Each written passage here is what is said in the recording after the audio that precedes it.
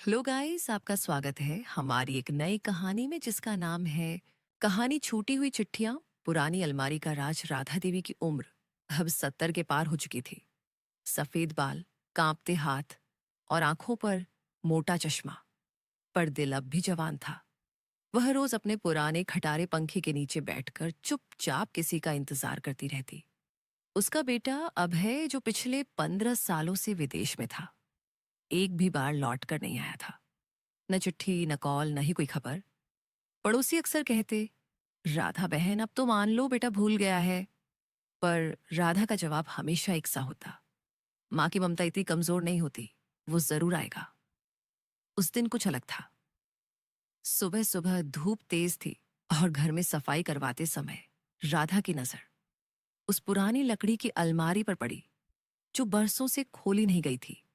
जैसे ही उसने अलमारी का दरवाजा खोला, पुराने कागज, तस्वीरें और कपड़े बिखर गए। तभी एक पुराने कपड़े के झोले से दर्जनों चिट्ठियां गिरी।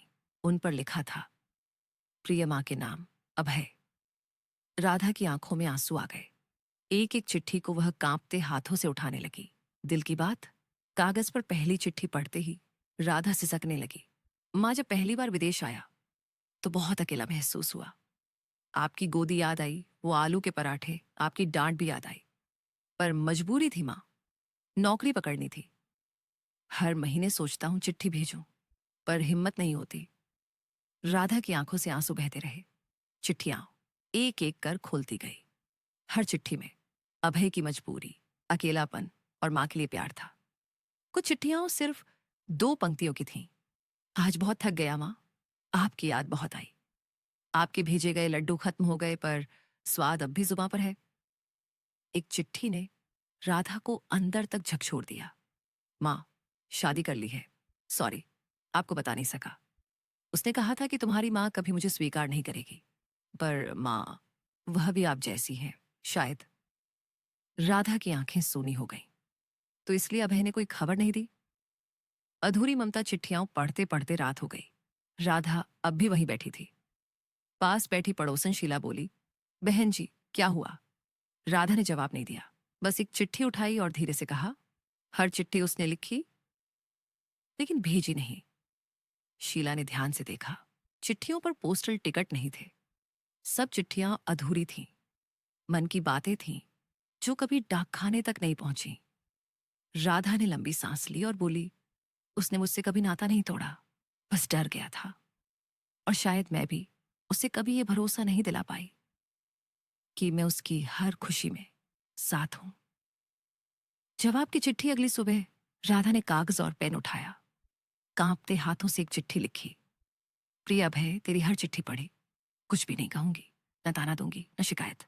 बस इतना कहती हूँ, ममता बांटने से घटती नहीं, बढ़ती है। तेरी बीवी, तेरी बेटी, सबका स्वागत है। तू लौटा, मैं इंतजार कर रही हूं, माँ। राधा ने वह चिट्ठी इस बार खुद डाकघर जाकर भेजी। दस्तक दिन बीते, हफ्ते बीते, लेकिन इस बार राधा की आंखों में उम्मीद थी। अब वह रोज तैयार रहती, बाल ठीक करती, हल्का सा इत्र लगाती और दरवाजे की ओर देखती। और फिर एक दिन दरवाजे पर दस्तक हुई। राधा ने दरवाजा खोला। सामने एक युवक खड़ा था। उसकी आंखों में आंसू, हाथ में एक छोटी बच्ची और साथ एक महिला। मां, युवक बुदबुदाया। राधा एक पल को ठिठकी, फिर दौड़ पड़ी। अभय, बेटे को गले से लगाकर राधा फूट फूट कर रोने लगी। अभय भी रो रहा था। उसकी पत्नी हाथ जोड़कर खड़ी थी। राधा ने बिना कुछ पूछे बहू को गले लगाया, फिर नातिन की ओर देखा जो डरी डरी सी थी। बेटा, नाम क्या है? आशा, छोटी सी आवाज आई। राधा मुस्कुराई। तू ही तो मेरी आशा है। नई शुरुआत। उस दिन घर में रौनक थी। पुराने पंखे की हवा में भी एक मिठास थी। राधा अब पहले जैसी नहीं रही थी। अकेली, टूटी हुई नहीं, बल्कि एक बार फिर मां थी, दादी थी। रात को अभय ने मां से पूछा, मां, क्या तुम नाराज नहीं? राधा ने मुस्कुराकर कहा, नाराजगी तो उनसे होती है जिनसे उम्मीद नहीं होती। तू तो मेरी जान है। पर बेटा, अगली बार चिट्ठी लिखना तो भेज जरूर देना। अभय ने मां का हाथ चूम लिया। वो पुराना कमरा वाराणसी के एक पुराने मोहल्ले में एक छोटा सा घर था, जिसके दरवाजे पर हर शाम एक बूढ़ी औरत बैठी रहती थी। उसका नाम था राधा देवी। चेहरे की झुर्रियों में वक्त की कहानियां थीं और आंखों में इंतजार की गहराई। उसका बेटा अभय 15 साल पहले विदेश गया था, काम की तलाश में। शुरू में कुछ महीने कॉल आया करते थे, फिर साल में एक बार। पर पिछले 10 सालों से न कोई फोन, न चिट्ठी। लोग ताने मारते, राधा बहन, अब तो भूल ही जाओ उसे। पर राधा हर रोज तिलक लगाकर, फूलों की थाली सजाकर मंदिर जाती और भगवान से बस एक दुआ मांगती, मेरा अभय सही सलामत रहे और एक दिन लौट आए। अलमारी का सच। एक दिन घर की सफाई करते हुए राधा को एक पुरानी अलमारी में झोला मिला। झोले में पुरानी तस्वीरें, कुछ खिलौने और एक बंडल चिट्ठियां थीं। राधा ने हैरानी से चिट्ठियां उठाई।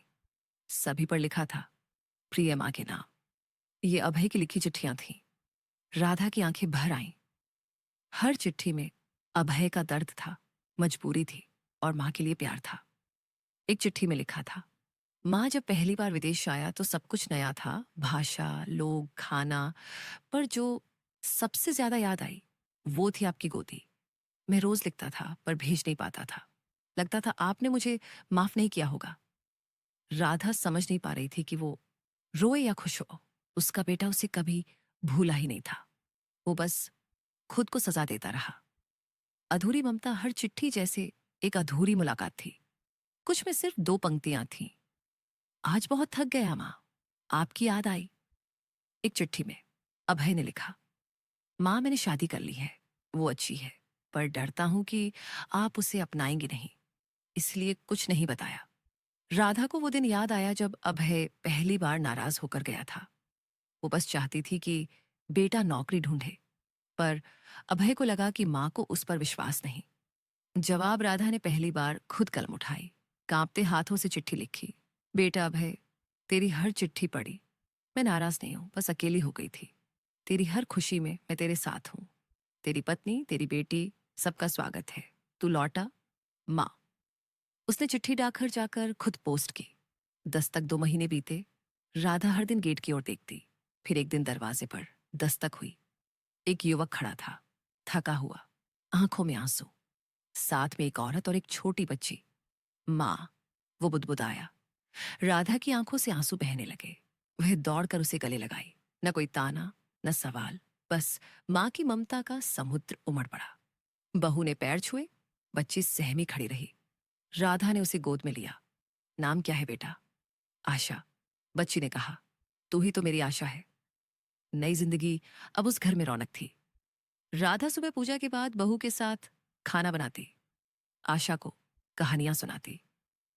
अबे रोज माँ के साथ बैठकर चाय पीता, पुरानी बातें करता। एक शाम अभय ने पूछा, माँ तुमने माफ कर दिया? राधा ने मुस्कुराकर कहा, बेटा माँ कभी नाराज नहीं होती, वो तो बस इंतजार करती है। अब तू आ गया, बस यही काफी है। राधा की अधूरी ममता अब पूरी हो चुकी थी। वो अब फिर से जी रही थी, अपने बेटे, बहू और नातिन के साथ। वो चिट्ठियां अब उसकी अलमारी में नहीं, उसके दिल में थीं। एक याद, एक सबक, एक प्रेम कथा। अगर आपको ये कहानी अच्छी लगी तो हमारे चैनल को लाइक, शेयर, सब्सक्राइब जरूर करें। धन्यवाद।